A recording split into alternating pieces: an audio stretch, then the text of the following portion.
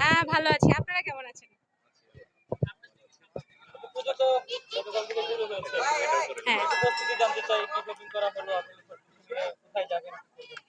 Shopping করা হলো নিজের জন্য কম, বাবা-মার জন্য আরকি করা হয়। আর তাছাড়া পুজোর সময় একটা অন্যরকম মানে ভালো লাগা কাজ করে। ছোটবেলা থেকেই আমরা সবসময় এই আমেজটার মধ্যেই বড় হয়েছি।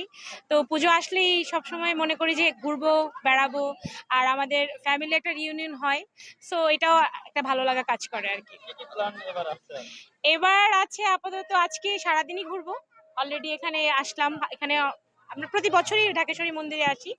আর অবশ্যই এখানে এসে অনেক অনেক ভালো লাগা কাজ করে। আর এই পুজোটা আসলে আমাদের সবারই একটা মানে ইমোশনের একটা জায়গা। আর এই বছরের প্ল্যানিং আছে আবার ঢাকার বাইরেও ঘুরতে যাব আমার মানে মামা বাড়িতে। সো এই আর কি। শপিং কি হয়েছে কিনা? শপিং এই তো শাড়ি কেনা হয়েছে, ড্রেস কেনা হয়েছে, বাবা মায়ের জন্য কেনা হয়েছে, ভাইয়ের জন্য কেনা হয়েছে, সবার জন্য কেনা হয়েছে। এখনো কি চলছে কিনা? এখন তো চলছে না, বিকজ এখন আমরা পুজোটা আর কি উপভোগ করব। আর অনেকে বলে মেয়েদের শপিং নাকি এখন শেষ। সেটা তো সত্যি কথা। সেটা সত্যি কথা। সারা বছরই আমাদের কেনাকাটা থাকে। আমাদের সারা বছরই কেনাকাটা করতে হয়। আর পুজোর সময় একটু স্পেসিফিক ভাবে কেনাকাটা করি। কারণ এটা একটা উৎসব। আর এই উৎসবটাতে সবাই একটু নতুন জামা পরবো, ঘুরবো, বেড়াবো। সো এই ভালো লাগাটা আসলে কাজ করে। ছোটবেলার স্মৃতি মনে পড়ে কিনা?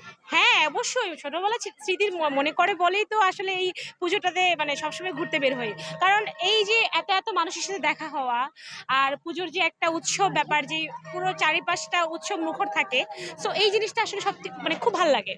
ছোটবেলায় আসলে ছোটবেলার পুজো আর এখনকার পুজোর তফাৎ কি দেখছেন বা কোনো মিস করেছেন?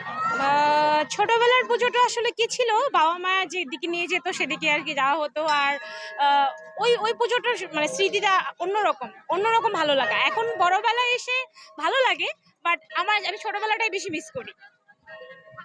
আচ্ছা, এই যে পুজোতে আসছেন, পুজোতে বিভিন্ন মণ্ডপ ঘুরছেন, কার কার সাথে যাচ্ছেন, প্রতি বছর কিভাবে গিয়েছেন, এবার কেমন যাচ্ছেন এবং কেমন লাগছে?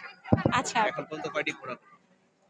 এখন পর্যন্ত এখান থেকে আমাদের শুরু ঢাকেশ্বরী দিয়ে আমরা মানে প্রথমে আসি, তারপর পুরো ঢাকা শহরটা যতটুকু কভার করা যায়। অ্যাকচুয়ালি আমরা সবাই জানি খুব ট্রাফিক জ্যাম থাকে। সো যতটুকু কভার করা যায় করি। আর প্রতি বছর ফ্যামিলি সবাই আসি, মা আসে, বাবা ভাই আসে, বোন আসে। এই বছর বোনকে খুব মিস করছি, কারণ বড় বোনের বিয়ে হয়ে গেছে শ্বশুর বাড়িতে।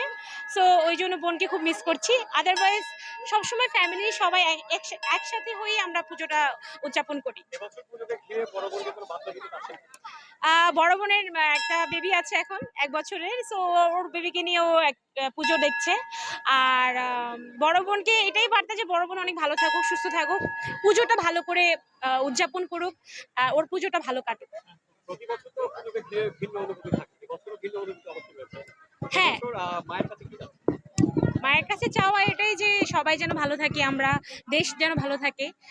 দেশ ভালো থাকলে দেশের মানুষও ভালো থাকবো। এবং সবার ভেতরে যেন শান্তি চলে আসে। আমরা এটাই আমি আমার কামনা। ওকে, থ্যাংক ইউ।